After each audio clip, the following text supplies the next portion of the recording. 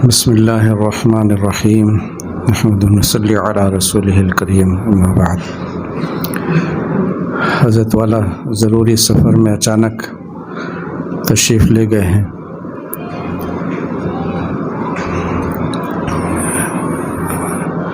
حضرت مولانا نصیر صاحب سے گزارش کی گئی لیکن وہ حضور فرما رہے ہیں۔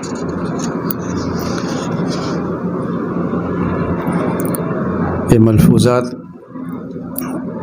حضرت مفتی سعید صاحب رحمۃ اللہ علیہ کے ہیں جو جمع کیے گئے تھے اور حضرت والا ہی نے اس کو شائع کیا تھا ترتیب دے کر۔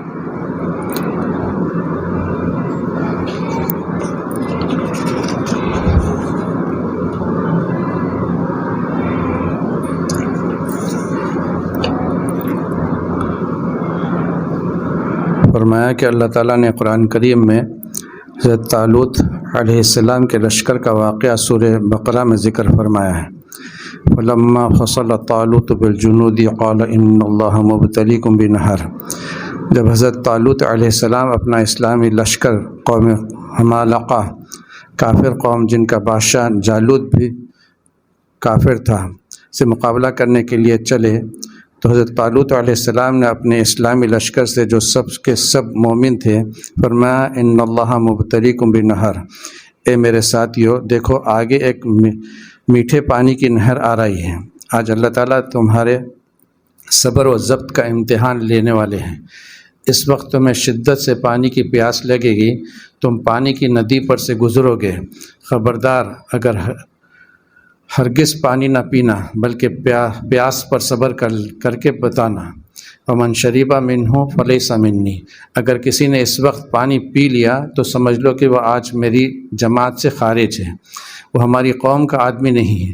ومن لم یطعمہ فإنہ منی الا من اغترف غرفۃ بیدہ، اور جو آج پانی اس پر صبر کرے گا بس وہی میری قوم اور جماعت کا آدمی کہلائے گا۔ ہاں اتنی گنجائش ہے کہ اگر پیاس شدت کی ہو اور معاملہ قابو سے باہر نظر آئے تو صرف ایک چلو اپنے ہاتھ سے اٹھا کر پی لینے کی گنجائش ہے، اس سے بڑھ کر پینے کی ہرگز اجازت نہیں ہے۔ حضرت طالوت علیہ السلام نے خدا کا یہ حکم اپنی قوم کو سنا دیا، مگر ہوا یہ کہ جب چلتے چلتے پانی کی ندی آئی تو پوری قوم اس پر ٹوٹ پڑی۔ وَشَرِبُوا مِنْهُ إِلَّا قَلِيلًا مِنْهُمْ، سوائے چند گنے چنے افراد کے باقی سب بے تحاشا پانی پر ٹوٹ پڑے اور نبی کی تاکید اور ان کے حکم کی پرواہ بھی نہ کی اور پانی خوب پیٹ بھر کر پی بیٹھے۔ اب حضرت طالوت علیہ السلام کے چند افراد وہ بھی تھے جنہوں نے ایک قطرہ پانی بھی نہیں پیا، اور چند افراد نے جتنی اجازت تھی ہاتھ سے دو چلو پانی پی کر بس کیا تھا۔ ان دونوں کی مدد اللہ تعالیٰ نے ان کی اس طرح کی تو تھوڑی دیر کے لیے ان کو شدت کی پیاس لگی، پھر ان کے صبر و تحمل کی برکت سے اللہ تعالیٰ نے ان کی پیاس کو ختم کر دیا اور مطمئن اور سیراب ہو گئے۔ اور جنہوں نے خدا کی نافرمانی کی تھی اللہ تعالیٰ نے ان پر سخت پیاس کو عذاب بنا کر مسلط کر دیا کہ اس قدر پانی پی رہے تھے کہ ان کے پیٹ کو گویا پھٹ رہے تھے، مگر ان کی پیاس ختم نہ ہو رہی تھی بلکہ پیاس سے تڑپ رہے تھے۔ اس سے یہ بات معلوم ہوئی کہ گناہ کرنے سے گناہ کی ہوس کبھی ختم نہیں ہوتی، گناہ کرنے سے گناہ کی ہوس کبھی ختم نہیں ہوتی بلکہ اور بھی بھڑک اٹھتی ہے۔ لیکن اگر کوئی اللہ کا بندہ گناہ پر صبر کرے تو اگرچہ صبر کرنے میں اس کو تھوڑی دیر کے لیے تکلیف تو ضرور محسوس ہوگی، مگر جلد ہی اس تکلیف کو اللہ تعالیٰ راحت میں آرام میں بدل ڈالتے ہیں۔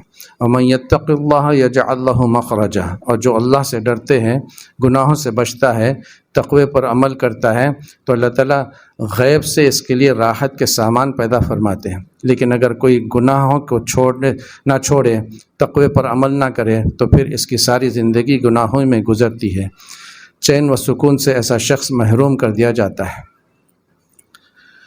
حضرت تھانوی رحمۃ اللہ علیہ بھی اسی بات کو ایک دوسری مثال سے دیتے ہیں کہ جیسے خارش کسی کو ہو جاتی ہے تو اس کو کھجائے تک بہت آرام محسوس ہوتا ہے، لیکن جیسے ہی کھجانا ختم کرتا ہے روک دیتا ہے تو پھر اتنی جلن اور سوزش ہوتی ہے کہ بس ایسا محسوس ہوتا ہے کہ جلد نکل جائے گی کیا۔ ایسا ہی گناہ کرنے سے شیطان یہ ڈالتا ہے ذہن میں کہ ایک وقت کر لو پھر توبہ کر کے ختم ہو جائے گا، ابھی تھوڑی دیر کی بات ہے، اس کے بعد توبہ کر لینا، ختم ہو جائے گا، مسئلہ ختم ہو جائے گا۔ لیکن ایسی ہی مثال ہے حضرت والا رحمۃ اللہ علیہ بھی دیتے تھے، جیسے جھاڑ کو پانی اور کھاد دیتے ہیں تو وہ بڑھتے جاتا ہے، ایسا ہی گناہوں پر عمل کرنے سے گناہوں کے تقاضا کم نہیں ہوتا اور بڑھتے جاتے ہیں۔ تو اس کو ذہن میں رکھنا چاہیے کہ ہم شیطان کے نرغے میں نہ آ جائیں۔ تھوڑی سی اگر ہمت کر لے تو پھر انسان بہت آسانی سے گناہوں کو چھوڑ بیٹھتا ہے۔ حضرت والا رحمۃ اللہ علیہ فرماتے تھے کہ نفس اور شیطان سے یہ کہہ دینا کہ جان جاتی ہے تو دے دوں گا لیکن اللہ کی نافرمانی نہیں کروں گا، اس لیے کہ جان اسی کی دی ہوئی ہے، اسی کو دے دوں گا، شہادت کی موت ملے گی، اس سے بڑھ کے کیا چیز چاہیے؟ اللہ راضی ہو جائے گا، اس سے بڑھ کے مرنا تو ایک دن ہے ہی، تو پھر اگر اللہ راضی ہو جائے اور موت آ جائے تو کیا اس سے بڑی موت کیا ہو سکتی ہے؟ اللہ ہم سب کو ہمت اور حوصلہ عطا فرما دے۔ فرمایا کہ تقوی کا حکم اللہ تعالیٰ نے ہم کو اس لیے دیا ہے کہ ہم گناہوں سے بچیں، کیونکہ گناہ کی خاصیت ہی یہ ہے کہ ہر گناہ انسان کو دوزخ کی طرف کھینچ کر لے جاتا ہے، اور گناہوں سے بچنے میں انسان کو جو تکلیف ہوتی ہے، روزہ رکھنے میں انسان کو جو تکلیف ہوتی ہے، نماز کے پڑھنے میں انسان کو جو مشقت ہوتی ہے، زکوٰۃ اور فطرہ نکالنے میں انسان کے دل پر جو بوجھ محسوس ہوتا ہے، حج اور قربانی میں جو مال خرچ ہوتا ہے اور جس قدر مشقتیں ہوتی ہے، یہی مشقتیں انسان کو جنت میں پہنچا دیتی ہیں۔ حدیث پاک میں ہے حفت الجنت بالمکارہ وحفت النار بالشہوات، جنت شریعت کی پابندیوں اور عبادتوں کی مشقتوں سے گھیری ہوئی ہے اور دوزخ کی آگ خواہشات نفسانی اور حرام لذتوں سے گھیری ہوئی ہے۔ حضرت ابو ہریرہ رضی اللہ تعالیٰ عنہ فرماتے ہیں کہ نبی اکرم صلی اللہ علیہ وسلم نے فرمایا، جب اللہ تعالیٰ نے اپنی قدرت سے جنت کو بنایا تو حضرت جبرائیل علیہ السلام کو حکم دیا کہ جاؤ ذرا جنت اور اس کی نعمتوں کو دیکھ کر آؤ کہ میں نے کیسی بنائی ہے۔ چنانچہ حضرت جبرائیل علیہ السلام گئے اور جنت کی سیر کر کے واپس آئے اور اللہ تعالیٰ سے عرض کرنے لگے کہ اے پروردگار، قسم ہے تیری عزت و جلال کی، جنت تو اس قدر بہترین اور ایسی عمدہ اور ایسی پاکیزہ جگہ ہے کہ سبحان اللہ، اس میں ایسی نعمتیں ہیں کہ جو بھی جنت کا صرف نام سن لے گا وہ اس میں داخل ہوئے بغیر نہ رہے گا۔ تیری ساری مخلوق اب اس میں داخل ہو جائے گی۔ اب اس کے بعد اللہ تعالیٰ نے کیا، جنت کے اطراف مکروہات کے باڑ لگا دیے، جیسے ہم دیکھتے ہیں کہ کسی مکان یا باغ وغیرہ کی حفاظت کے لیے لوہے کی باڑ لگا دی جاتی ہے یا کمپاؤنڈ ہوتا ہے تاکہ کوئی جانور داخل نہ ہو یا بلا اجازت کوئی آدمی اندر نہ آئے۔ اسی طرح اللہ تعالیٰ نے جنت کے اطراف مکروہات یعنی شریعت کی پابندیوں کی باڑ لگا دی، جن کاموں کو کرنا انسان کے لیے مشکل ہوتا ہے، جیسے 5 وقتہ نمازیں پڑھا کرو، روزے رکھو، زکوٰۃ اور ادا کرو، حج ادا کرو، جہاد کرو، اللہ کی راہ میں اپنا محبوب مال خرچ کرو، یہ اور اس قسم کی اور تمام کام جن کا کرنا آدمی کے لیے مشکل ہے کرنے کا حکم دیا، اور وہ کام جن سے بچنا چاہیے جیسے حرام طریقوں سے مال کمانا، چوری نہ کرو، ظلم نہ کرو، حسد نہ کرو، کسی کی غیبت نہ کرو، زنا نہ کرو، یہ اور اسی قسم کے جتنی کبیرہ گناہ ہیں جس سے بچنا انسان کے لیے سخت مشکل ہے، یہ سب کی سب جنت کے اطراف باڑ بنا کر لگا دیے گئے ہیں۔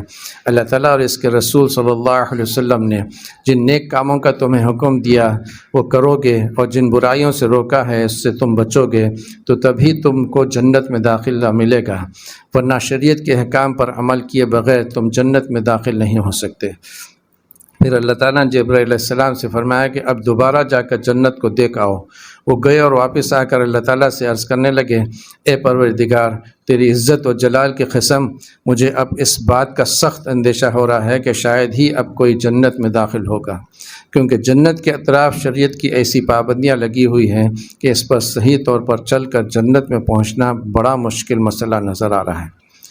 اسی طرح جب اللہ تعالیٰ نے دوزخ کو پیدا کیا تو اول حضرت جبرائیل علیہ السلام سے فرمایا کہ جاؤ ذرا دوزخ کی آگ کو دیکھا میں نے کتنی بری، کتنی گندی اور کتنی ہولناک چیز بنائی ہے۔ چنانچہ حضرت جبرائیل علیہ السلام گئے اور دوزخ کو دیکھ کر آئے اور اللہ تعالیٰ سے عرض کرنے لگے کہ اے پروردگار، تیری عزت اور جلال کی قسم، دوزخ تو اتنی بری اور اس قدر وحشتناک جگہ ہے کہ جو کوئی دوزخ کا صرف نام بھی سن لے گا وہ ڈر اور خوف کے مارے اس کے قریب بھی نہ جائے گا، اور جب کوئی قریب بھی نہ جائے گا تو پھر اس میں گر پڑنے کا سوال ہی پیدا نہیں۔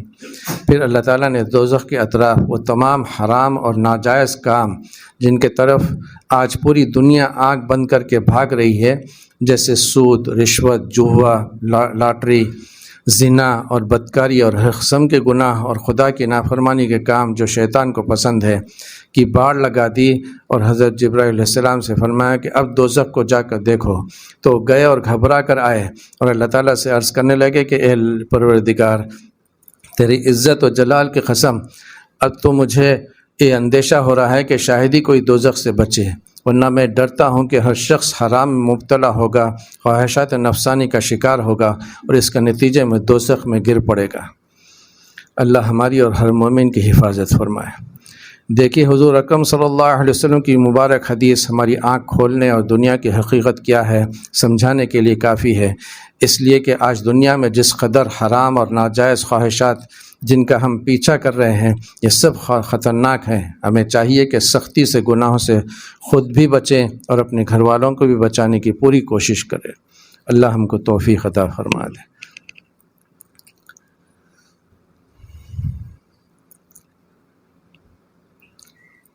فرمایا کہ بد نظری یعنی نامحرموں کی کو بری نظر سے دیکھنا اور شہوانی خیالات سے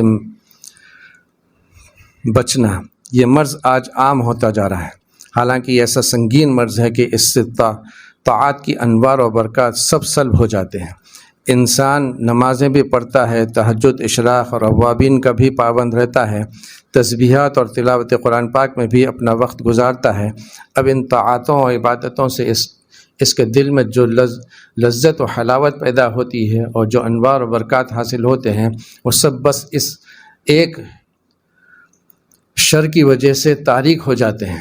آج ہم کو طاعات کے انوار و برکات کیا حاصل ہوتے ہیں اس کا پتہ ہی نہیں، تو پھر اس کے سلب ہونے کا احساس کہاں ہوگا، کیونکہ ہماری حس ہی مردہ ہو چکی ہے، جس کی وجہ سے ہمیں طاعت کا انوار کا مطلب بھی معلوم نہیں۔ لیکن جو اللہ والے ہوتے ہیں ان کو نور کا بخوبی اور ادراک ہو جاتا ہے۔ چنانچہ حضرت مولانا یعقوب صاحب نانوتوی رحمۃ اللہ علیہ جو دارالعلوم دیوبند کے صدر مدرس اور حکیم الامت حضرت مولانا تھانوی علیہ رحمہ کے استاذ بھی ہیں، کا واقعہ کتابوں میں لکھا ہے کہ ایک شخص نے حضرت رحمۃ اللہ علیہ کی دعوت کی اور حضرت رحمۃ اللہ علیہ کے معلوم نہ تھا کہ جن کے یہاں دعوت ہے ان کی آمدنی کچھ مشکوک ہے۔ بس ایک مسلمان نے دعوت دی اور یہ چلے گئے۔ بعد میں پتہ چلا کہ ان کی آمدنی صحیح نہیں ہے۔ فرمایا کرتے تھے کہ اس کھانے کا یہ اثر ہوا کہ کافی عرصے تک اس کی ظلمت قلب پر محسوس ہوتی رہی، عبادتوں میں حلاوت ختم ہو گئی، دل میں فاسد خیالات اور گناہ کی طرف طبیعت کا میلان ہوتا رہا۔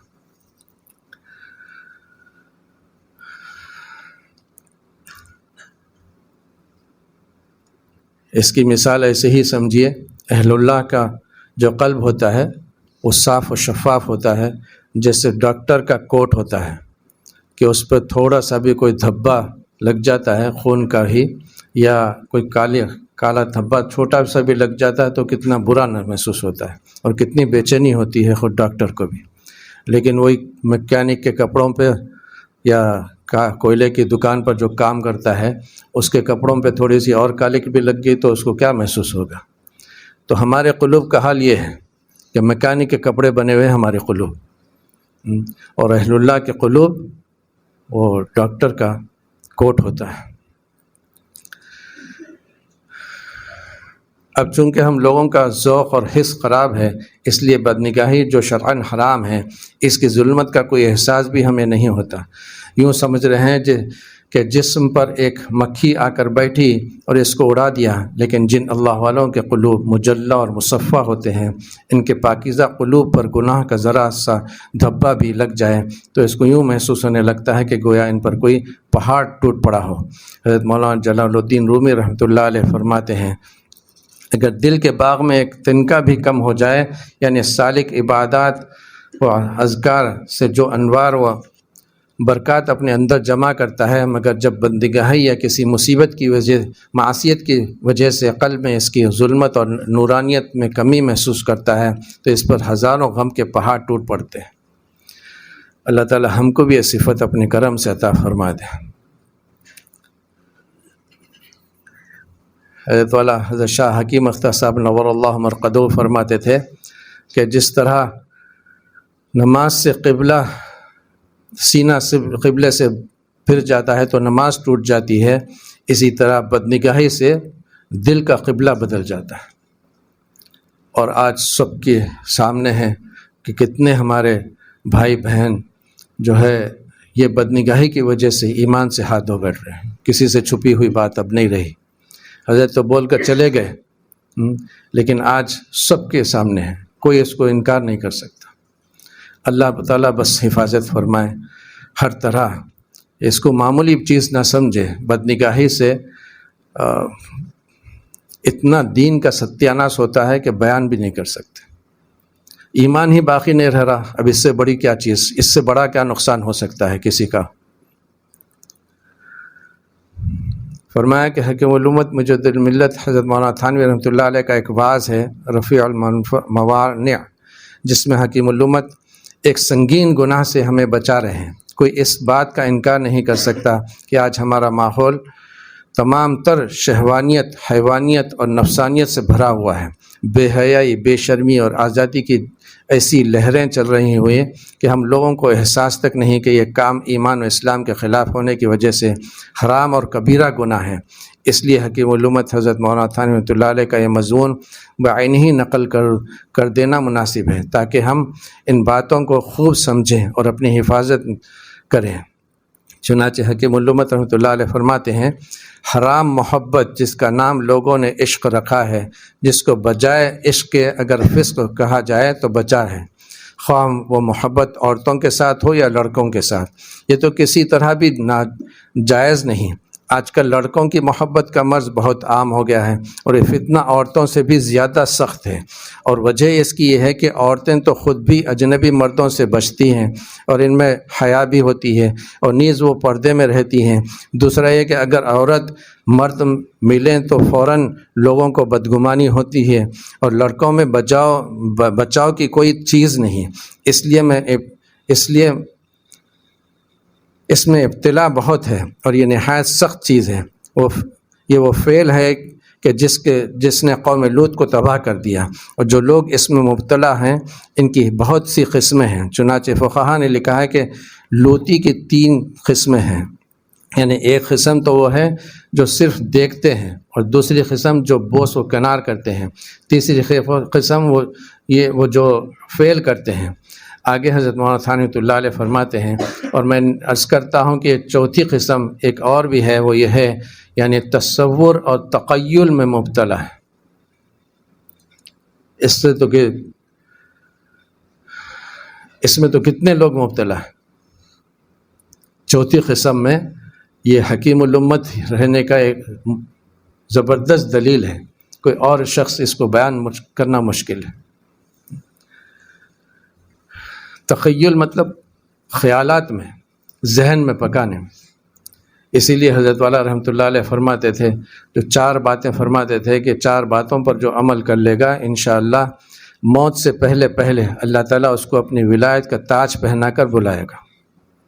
اس میں چوتھی بات یہی ہے کہ اپنے دل کو برے خیالات سے بچاؤ، اپنے دل کو برے خیالات سے بچاؤ۔ بلکہ حضرت رحمۃ اللہ علیہ تو فرماتے ہیں یہ بھی شرک ہے، فرماتے تھے غیر اللہ میں مشغول رہنا شرک ہے، فرماتے تھے۔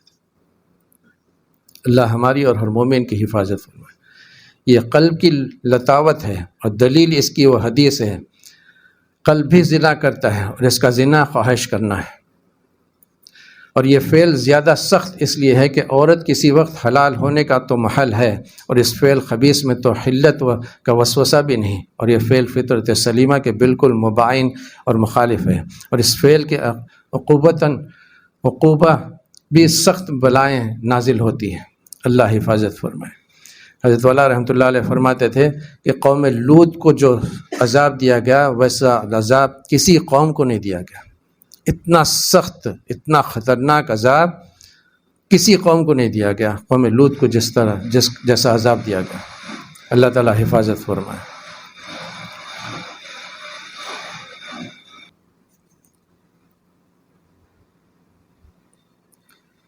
فرمایا کہ ہمارے حضرت والا محی السنہ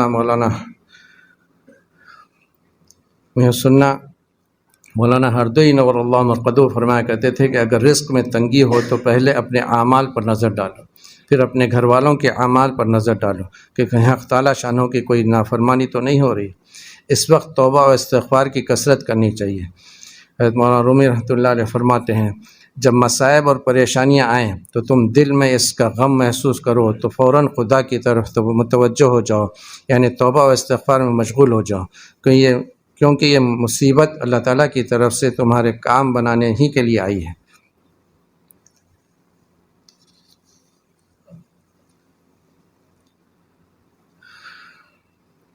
اب مسلمانوں میں سے احساس ختم ہوتے جا رہا ہے، گناہوں کا احساس ختم ہوتے جا رہا ہے. کہ ہم گناہ کر رہے ہیں، اللہ کی نافرمانی کر رہے ہیں، احساس ہی ختم ہو جا رہا ہے. ہم کون سا ایسا بڑا گناہ کر رہے ہیں بول کے یہ بات بول دیتے ہیں، حالانکہ بہت خطرناک بات ہے. یہ شیطان کا کلمہ ہے، یہ مومن کا کلمہ نہیں ہو سکتا، شیطان کا کلمہ ہے. شیطان بھی تو یہی بولا تھا نا کہ حجت کر رہا تھا اللہ تعالیٰ کے ساتھ کہ اس کو تو مٹی سے بنایا، مٹی کی صفت وہ پستی کی ہے، اور میرے کو آگ سے بنایا اور آگ کی صفت اونچی جانے کی. گناہ کر کے انسان نادم ہونے کے بجائے اب ہم اس وقت کون سا بڑا گناہ کر رہے ہیں. چھوٹی سی چھوٹی نافرمانی بھی نافرمانی ہی ہے. کس کی نافرمانی ہو رہی وہ دیکھنا چاہیے. کیسے عظیم مولا کی، کتنے بڑے عظمت والے مولا کی نافرمانی ہو رہی، یہ دیکھنا چاہیے. چھوٹا بڑا نہیں دیکھنا چاہیے. عاشق کا کام نہیں ہے. صحابہ یہ نہیں دیکھتے تھے، عاشق تھے اسی لیے صحابہ نہیں دیکھتے تھے کہ چھوٹا یا بڑا گناہ.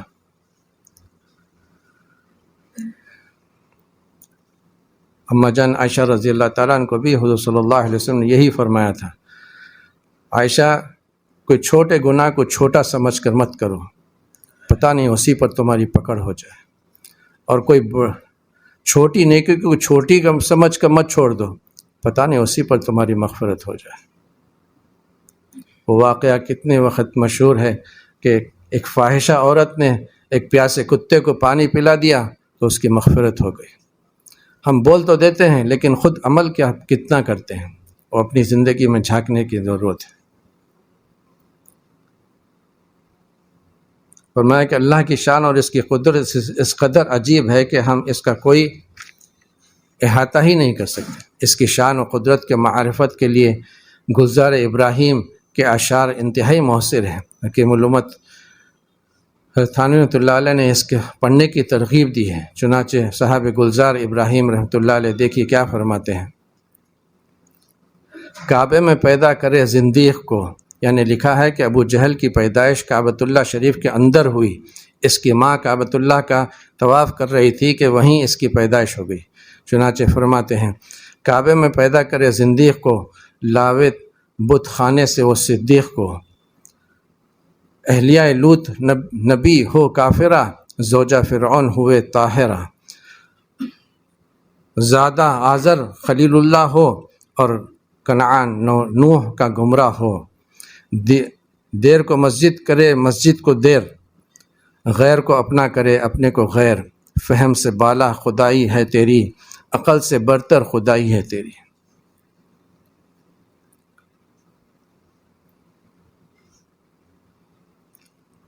حضرت رحمۃ اللہ علیہ یہی بات کو فرماتے ہیں کہ نسبتیں ہم کو کام نہیں آتی.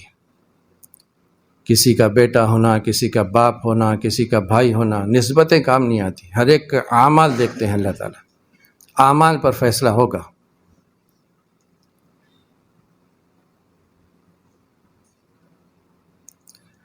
فرمایا کہ اللہ تبارک و تعالی قرآن پاک میں فرماتے ہیں فمن زحزح عن النار وادخل الجنۃ فقد فاز، جو دوزخ سے بچا لیا گیا اور جنت میں داخل کر گیا تو بس وہی شخص حقیقت میں کامیاب اور قابل مبارکباد ہے۔ دیکھیے ایک جنت ہے اور ایک دوزخ ہے۔ گناہ کا ارتکاب کرنے والا دوزخ میں جاتا ہے اور نیک عمل کرنے والا جنت کا مستحق بنتا ہے۔ جنت اور دوزخ دونوں میں دوزخ سے بچنے کی فکر زیادہ اہم اور ضروری ہے، کیونکہ دوزخ کوئی معمولی چیز نہیں ہے۔ اللہ تعالی ہم سب کو دوزخ سے محفوظ رکھے، آمین۔ کیونکہ دوزخ میں ایک سیکنڈ کے لیے جانا بھی ناقابل برداشت ہے۔ یہی وجہ ہے کہ حضرت سیدنا آدم علیہ السلام سے لے کر حضور صلی اللہ علیہ وسلم تک جتنے بھی انبیاء اکرام علیہ السلام دنیا میں تشریف لائے، سبھی پیغمبروں نے اللہ تعالیٰ کے عذاب سے پناہ مانگی ہے، اور انبیاء اکرام علیہ السلام کے بعد تمام صحابہ اکرام رضی اللہ تعالیٰ عنہ اجمعین اور حضرات اولیاء اللہ نے انہی کے نقش قدم پر چلے ہیں، اور سمجھو اور سبھوں نے دوزخ سے پناہ مانگی ہے۔ ایک بزرگ تو یوں فرماتے ہیں، یعنی اے اللہ میں نہیں کہتا کہ آپ میری عبادتیں اور میری نیکیاں قبول فرما لیجئے، بلکہ میں تو صرف اتنا چاہتا ہوں کہ بخشش کا قلم میرے گناہوں پر پھینک کر مجھے دوزخ کی آگ سے بچا لیجئے۔ مجھے جنت کے مراتب نہ ملیں صحیح، لیکن دوزخ سے رہائی مانگتا ہوں۔ حضرت قاری امیر حسن صاحب رحمۃ اللہ علیہ یہ شعر کو، یہ فارسی میں شعر ہے اس لیے نہیں پڑھا میں، مجھے فارسی آتی نہیں، اردو بھی نہیں آتی، لیکن اب مجبوراً بیٹھنا پڑا۔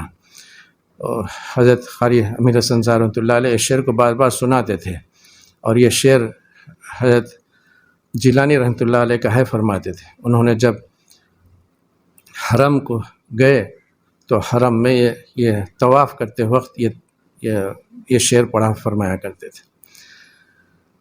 فرمایا کہ دنیا میں بڑے بڑے اولیاء اللہ کی حالت یہ تھی کہ وہ رات دن خدا کی نافرمانی سے بچ کر خدا کی یاد اور عبادت میں مشغول رہا کرتے تھے، اور ساتھ ہی یہ فکر ہر وقت انہیں بے چین اور بے قرار کرتی تھی کہ نہ معلوم ہمارا خاتمہ کیسا ہوگا۔ تمام اولیاء اللہ کے سردار حضرت محبوب سبحانی شیخ عبدالقادر جیلانی رحمۃ اللہ علیہ اپنے بارے میں فرماتے ہیں کہ کبھی تو میں اپنی عبادتوں کی وجہ سے فرشتوں سے بھی آگے بڑھ جاتا ہوں کہ فرشتے بھی میری عبادتوں کو دیکھ کر رشک کرنے لگتے ہیں، اور کبھی گناہوں کے خیالات یا کسی نالائقی پر شیطان بھی ہنس پڑتا ہے۔ یعنی دنیا میں اونچ نیچ کا سلسلہ چلتا رہتا ہے، کبھی ترقی کبھی تنزل، کبھی نیکیوں کا خوب شوق ہونے لگتا ہے تو کبھی گناہوں کے خیالات ستاتے ہیں۔ انسان کی مجموعی زندگی کا اصل فیصلہ تو خدا کی رضامندی اور حسن خاتمہ پر موقوف ہے۔ چنانچہ فرماتے ہیں، جب میں اپنی جان سے قیمتی چیز یعنی دولت ایمان کو سلامتی کے ساتھ اپنی ہمراہ قبر میں لے جاؤں، تب میں اپنی چستی چالاکی اور بہادری کی تعریف کروں گا، ورنہ موت سے پہلے اپنی عبادتوں پر ناز کرنے کی جگہ دنیا نہیں بلکہ آخرت ہے۔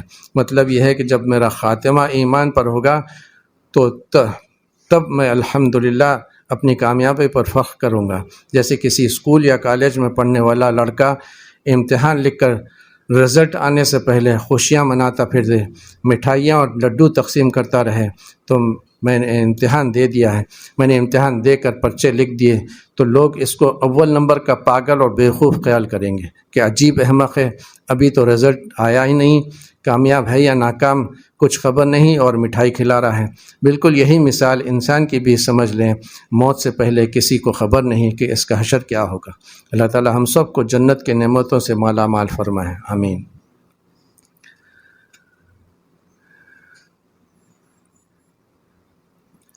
حضرت مولانا منظور نعمانی رحمۃ اللہ علیہ سے ملاقات، ان کے آخری ایام میں ملاقات کا شرف حاصل ہوا تھا۔ حضرت ایک تخت پر بالکل بہت ہی دبلے پتلے نحیف و نازک بیٹھے ہوئے تھے۔ میں اور ایک ساتھی ہمارے گئے تھے ملاقات کے لیے، تو تھوڑی دیر بات چیت ہوئی، ہم کچھ نصیحت پوچھے حضرت سے، پھر نکلتے وقت مصافحہ کرتے وقت دعا کی گزارش کی گئی، تو حضرت خود کہنے لگے کہ میرے لیے دعا کر دیجئے کہ میرا خاتمہ ایمان پر ہو جائے۔ جو اپنی پوری زندگی دین کے لیے وقف کر دیے تھے، معارف الحدیث سب کے سامنے ہے کیسا زبردست کارنامہ حضرت کا تھا.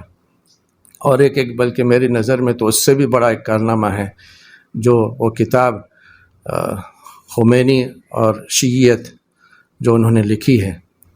کتنے مجاہدے سے لکھی وہ کتاب. حضرت مولانا سجاد صاحب برکاتہ فرماتے ہیں کہ معالج نے سخت پرہیز بتایا تھا کہ اب کتاب نہ دیکھنا، نہ پڑھنا، نہ لکھنا. اس کے باوجود بھی جو ہے گھر والے ان کو سلا دیتے تھے اور مصنوعی خراٹے لیتے تھے. اور جیسے ہی محسوس ہوتا کہ اب گھر والے بھی سو گئے ہوں گے تو فوراً اٹھتے اور کمبل اوڑھ کر ٹارچ کی لائٹ میں کتابیں پڑھ کر وہ کتاب لکھی ہے، جس سے بہت بڑے بڑے علماء کا ایمان بچا ہے. اس لیے کہ خمینی نے ایران میں ایک علاقے کو بالکل اسلامی ماحول میں تبدیل کر سارے عالم سے مسلمان علماء کو بلا کر اس کا نظارہ کرا کر بتایا تھا کہ دیکھو یہاں اسلامی مملکت میں نے قائم کر دی ہے. سب دھوکے میں آ گئے تھے. یہاں حیدرآباد کے بھی بعض بڑے بڑے علماء جا کر اس کے دھوکے میں آ گئے تھے، لیکن یہ کتاب حضرت نے لکھ کر سب کی آنکھیں کھول دی. کتنے علماء کا ایمان محفوظ ہو گیا.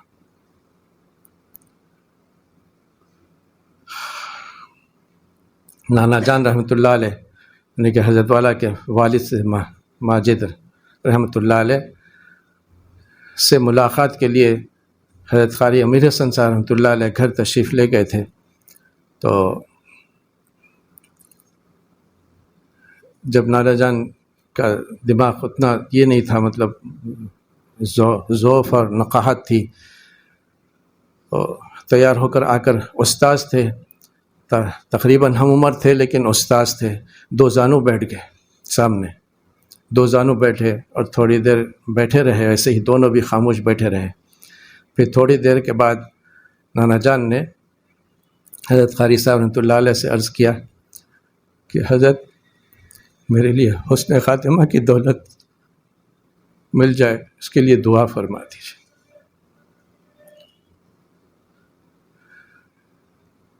ہم کو ایمان کتنی قیمتی مایا ہے ہم کو احساس ہی نہیں ہے. اصل میں ہم کو وراثت میں مل گئی ہے تو پھگٹ کا مال ہے، تو ایمان کی کتنی قیمتی مایا ہے اس کا احساس نہیں. اللہ تعالیٰ احساس عطا فرما دے. اس سے قیمتی کوئی چیز ہی نہیں ہے، اس سے قیمتی کوئی چیز ہی نہیں ہے. کتے بلی سور بہت اچھے ہیں، بہت اچھے ہیں، بہت اچھے ہیں. جو شخص ایمان کے بغیر چلے جائے اس سے بہت اچھے ہوں، اس لیے کہ وہ تو مٹی بنا دیے جائیں گے. لیکن بغیر ایمان کے کوئی شخص اس دنیا سے چلا جاتا ہے تو پھر وہ ہمیشہ کی جہنم میں رہے گا، ہمیشہ کی جہنم، ہمیشہ کی جہنم. اللہ تعالیٰ بس اپنے کرم سے ہمارے اپنے ایمانوں کی حفاظت کی توفیق عطا فرما دے اور ہم کو اپنے ایمان سے ہی سلامت لے جانے والے اعمال کی توفیق عطا فرما.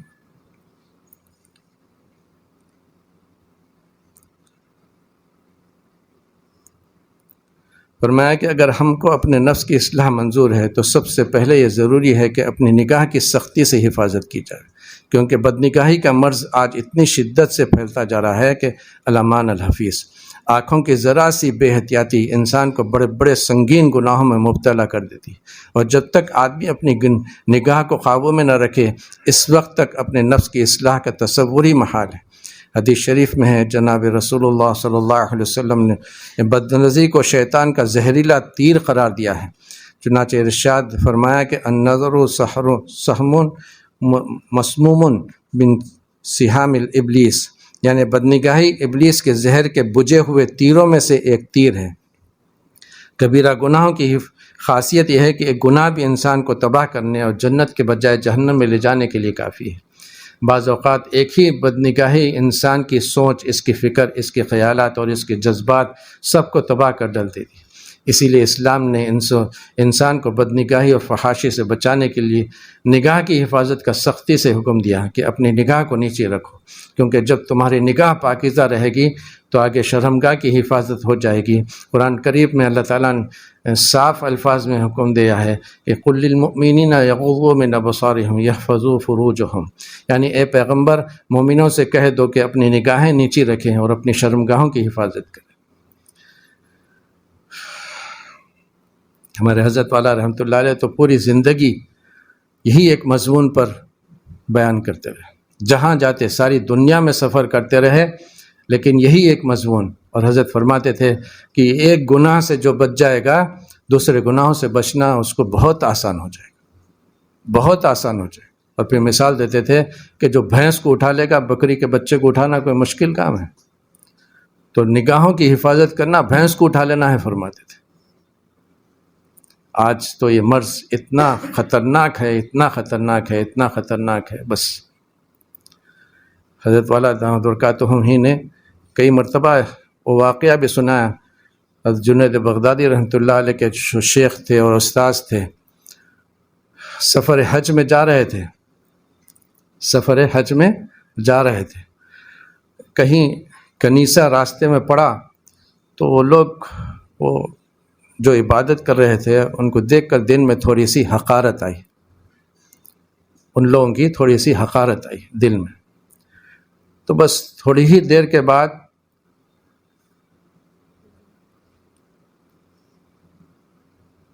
وہاں پڑوس میں ایک مسجد تھی، وہاں اوپر چڑھ کر اذان دیے، تو اذان دیتے دیتے ہی اس کنیسہ کے پادری کی بیٹی پر نظر پڑی اور اس پر عاشق ہو گئے۔ کیسا مبارک سفر، لیکن عاشق ہو گئے اور اپنے ساتھیوں سے کہا کہ میں سفر ترک کر رہا ہوں، آپ لوگ جائیے آگے۔ اب لوگ سب قافلے والے بہت پریشان ہو گئے، بہت پریشان ہیں، کیا ہو گیا حضرت کو؟ حافظ حدیث بتائے جاتے ہیں، بہت بڑے محدث بھی تھے۔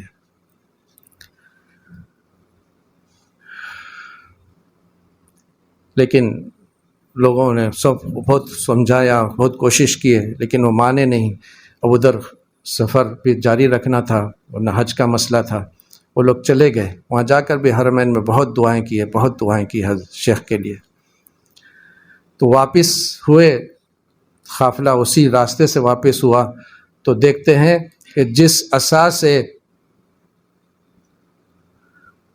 خطبہ دیے کرتے تھے اسی عصا سے سور چلا رہے ہیں، اس لیے کہ وہ لڑکی کہنے لگی کہ تم میرے عاشق ہو تو میرے ابو سے کہو کہ تم نکاح کرنا چاہ رہے ہو۔ تو پادری سے کہا کہ میں اس سے نکاح کرنا چاہ رہا ہوں، تو اس نے کہا کہ تم مسلمان ہو، میں تو عیسائی ہوں، تم سے کیسا نکاح ہوگا؟ تو میں بھی عیسائی بن جاتا ہوں، میں بھی عیسائی بن جاتا۔ تو اس نے کہا کہ مجھے کیسے یقین آئے کہ تم عیسائی ہو گئے ہو؟ 1 برس تک کم سے کم ہمارے سور چراؤ تو مجھے یقین آئے گا، 1 برس تک۔